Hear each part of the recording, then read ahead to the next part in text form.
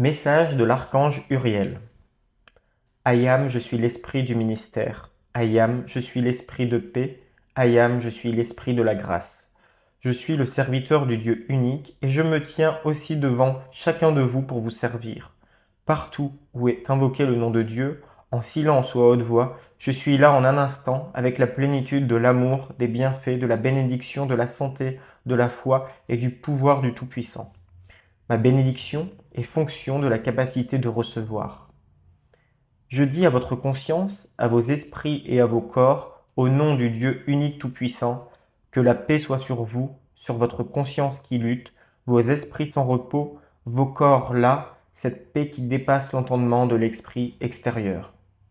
Laissez-la pénétrer maintenant dans chaque cellule, dans chaque fibre de votre personne et relaxez-vous en sachant que vous êtes immergé dans la présence du Tout-Puissant.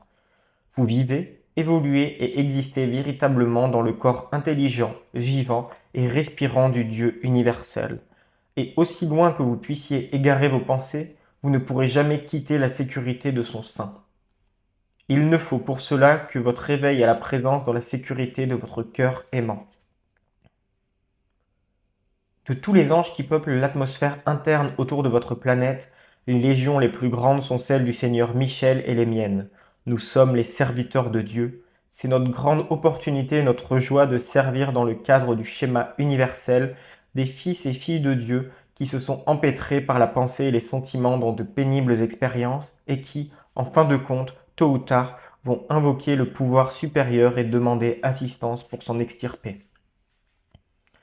Nous sommes ces légions qui répondent aux appels et aux prières émanant des hommes, même les plus insignifiants. Les anges du ministère selon leur rang, du cœur du soleil central vers le royaume astral et psychique. Par le canal des gardiens silencieux, nous sommes informés du moment où la flamme du cœur s'anime et où le « Dieu aide-moi » s'élève de la conscience. À ce moment, selon les besoins, un ou plusieurs membres de nos légions sont envoyés pour apporter la grâce et l'assistance au courant de vie requérant du secours. Les anges du ministère sont les messagers du Très-Haut. Ils incorporent la qualité mystique de la grâce. Le complément de mon courant de vie est connu au niveau intérieur sous le nom de Donna Grâce. Elle est la dame pleine de grâce du royaume angélique, et la bien-aimée Marie est actuellement sa représentante pour le royaume humain. Il y a une loi cosmique qui est inexorable et immuable. Tout appel à l'aide doit provenir de l'octave où réside le besoin. Si cela n'était pas une vérité évidente, ceux d'entre nous qui vivent dans l'amour et dans la grâce auraient depuis longtemps élevé l'humanité dans la lumière. Les grands veilleurs silencieux qui élisent domicile au-dessus de grandes villes, similaires à celles où vous vivez actuellement, sont constamment à l'affût de ces rayons et lueurs qui surgissent de l'âme et qui sont un SOS pour les légions célestes. Ces êtres, mesurant alors le besoin, font appel à l'un des directeurs des légions angéliques dans notre sphère.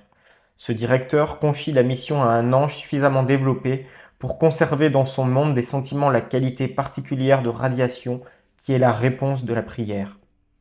Cette qualité de radiation stimule la flamme dans le cœur et dans l'âme du suppliant, et lorsque les deux se rencontrent, le suppliant lui-même est capable de magnétiser la réponse.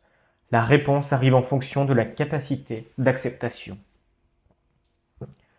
La grande légion angélique bien-aimée qui travaille avec nous commence avec les petits, minuscules anges qui incarnent les qualités de foi, bonheur, espoir et toutes les vertus. Ils sont capables de retenir au début parfois pas plus d'1 heure la radiation spécifique d'une qualité qui peut être requise sur Terre. Il va sans dire que leurs premiers essais d'assistance sont brefs. Ils reviennent bien vite dans la sécurité du directeur qu'ils ont quitté pour vider leur petite fiole de foi, de confiance sur la corde d'argent et sur le courant de vie d'un déprimé ou désespéré. Après un premier succès, le petit traître devient plus confiant, plus soucieux d'apprendre et plus désireux de conserver le self-control nécessaire au soutien d'une grande partie de la vertu dans sa prochaine mission. C'est donc par les expériences vécues que la légion angélique croît, se développe et apprend la joie qu'on trouve dans le service. Vous vous entraînez pour devenir des maîtres. La liberté vient quand vous êtes maître conscient des circonstances et pouvez régler tout ensemble de circonstances par la flamme de cœur. Il n'y a pas d'autre liberté permanente.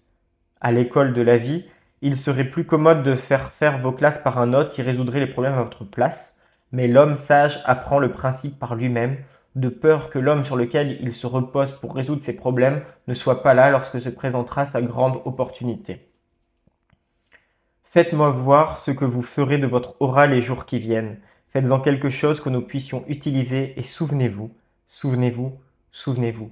Il n'y a entre Uriel et vous-même que l'espace d'un appel. Une simple pensée vers Dieu me fera venir instantanément. Je suis votre ami, je suis votre serviteur, je suis votre compagnon dans la lumière. Ayam, je suis Uriel, le messager du plus haut.